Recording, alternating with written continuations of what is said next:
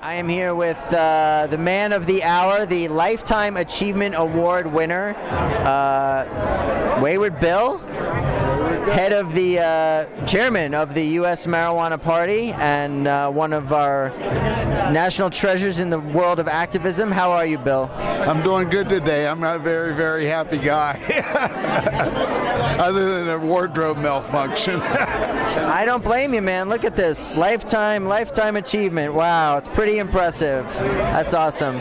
So what does one do? Did you, correct me if I'm wrong, did you beat out Willie Nelson to get that award? I beat out Willie Nelson, Snoop Dogg, Ron Campy of MPP, and several other, Keith Stroup. Wow. That's a pretty big honor. Yes, it is. I think you know what your Christmas card's going to be this year, right? You holding the award, send that to all those guys. Right. Hey! Yeah, you could have had this. So talk a little about yourself, about your history. What led you to this point of winning this Lifetime Achievement Award? I know you've been a staple on the Colorado pod scene for as long as I've been coming to Colorado, which is not even that long, but...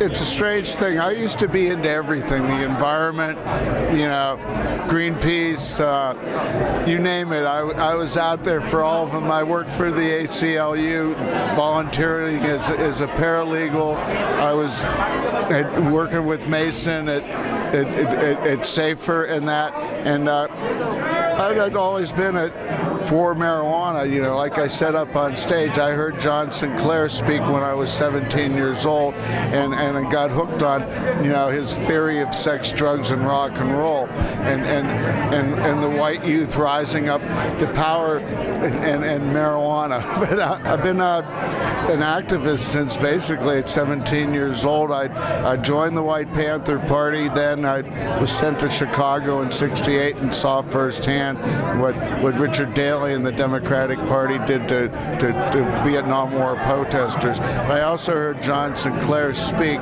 and it got me into believing that I could do that. Like I said, I was going along. 2008 came along. I had my finger in every pie and every activity, activist-wise, and I had an epiphany that I had to choose one thing that I thought I could accomplish within my lifetime, and I chose cannabis. Well, that's smart and a heavy decision and a heavy commitment, I should say. That's pretty awesome.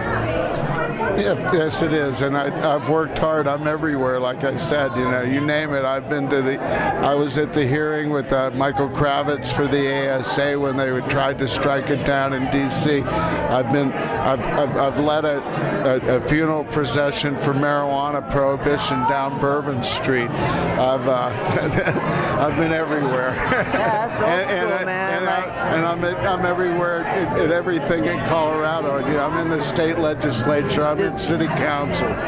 There's not too many of you old school dyed-in-the-wool activists out there anymore. I think of some people like Steve Hager. I think of Dana and Dana Beal. Right. I think of David Peel. I think of just people who have just been out there doing this since the 60s, since the 50s, the 70s. Part of the culture. Embodying the culture and fighting for the culture. John Sinclair, of course, right. Another one. Yeah. And it's amazing how many are still around. Yeah. But a lot of them have passed, and a lot of them are still locked up.